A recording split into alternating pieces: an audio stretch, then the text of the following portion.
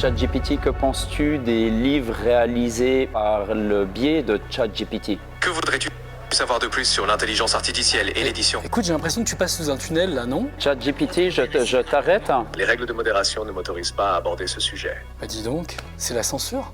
Je pense que c'est comme ça les livres faits par ChatGPT. C'est très long et très ennuyeux. L'intelligence artificielle est partout désormais, et même dans l'art.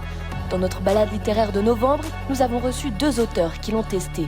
Philippe Verdier et sa biographie d'une jeune voix atteinte du cancer, et Anton de Macedo et son travail sur des visuels artistiques. Je m'appelle Philippe Verdier. Moi, c'est Anton de Macedo. Pensez-vous que le musée d'art et d'histoire soit inspirant pour l'intelligence artificielle? Oui, bien sûr. Inspirant, déjà, je pense que c'est pas le mot que j'utiliserais. Le musée, c'est un lieu de talent. C'est un musée qui contient une énorme histoire en lui, qui a une âme. Et en fait, à travers l'intelligence artificielle, ce qui fait peur aujourd'hui, c'est qu'on se dit finalement on va perdre notre âme. Bien sûr que qu'un musée est intéressant pour elle, parce que ça fourmille d'images. Si le MAH réalisait une exposition d'images 100% créée par l'intelligence artificielle, vous en diriez quoi? Ah, je dirais rien du tout, j'applaudirais. J'aimerais déjà bien les voir. Comme dans n'importe quelle exposition, il y aurait des choses qui me plairaient, d'autres moins. Quelle est la pire production que vous ayez obtenue par l'intelligence artificielle?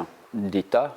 Celle que j'ai faite, au début, c'était vraiment dramatique. Et puis petit à petit, en travaillant, on obtient quelque chose qui commence un peu ressembler à ce qu'on pourrait appeler une œuvre, très modestement. Un conseil à donner à un artiste ou auteur par rapport à l'IA, en faire un ami auquel on n'a pas une confiance aveugle, en faire un ami qui est un miroir, et puis s'amuser. Ne pas oublier la quantité d'énergie que ça demande, utiliser ça de manière consciente. À choisir pour la vie, un seul livre d'un auteur réel que vous adorez ou plein de textes créés par ChatGPT. Un auteur de talent. Je ne suis pas sûr qu'on ait un auteur de grand talent qui s'appelle ChatGPT. Bien sûr, un seul livre.